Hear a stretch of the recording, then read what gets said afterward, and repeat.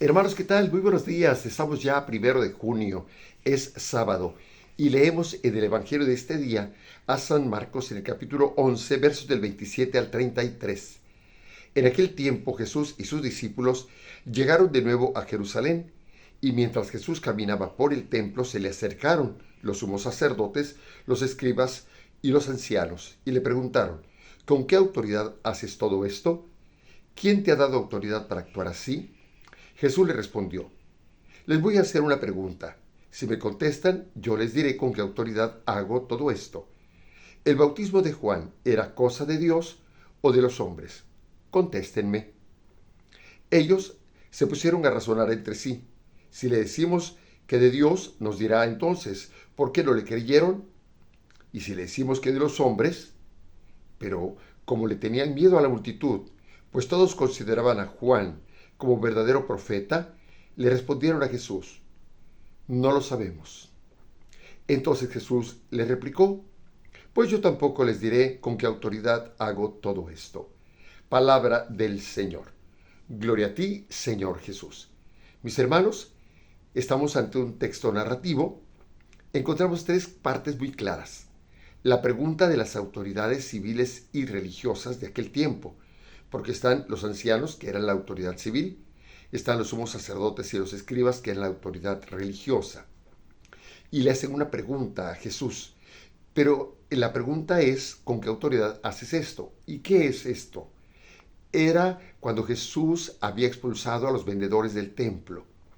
Y entonces por eso preguntan con qué autoridad lo hace.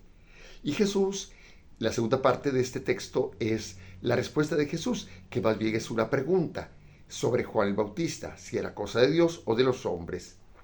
Y la tercera parte, y aquí se nos presenta un Marcos psicólogo, un Marcos que entra al pensamiento de los actores, en este caso de las autoridades civiles y religiosas, y entonces se ponen ellos a reflexionar qué conviene que contestemos, qué conviene decir, ¿verdad? Entonces, mejor decir no lo sabemos, salirse por la tangente, en lugar de enfrentar la realidad, que era cosa de Dios. Y entonces Jesús no les responde nada. Entonces, aquí naturalmente, entonces el Señor no quiere responder nada. Pero, ¿qué podemos nosotros encontrar? Encontramos que se acercan las autoridades a Jesús. El verbo erjontai en griego, que significa vinieron a, se acercaron a. Entonces, se acercan, pero con una intención no tan sana.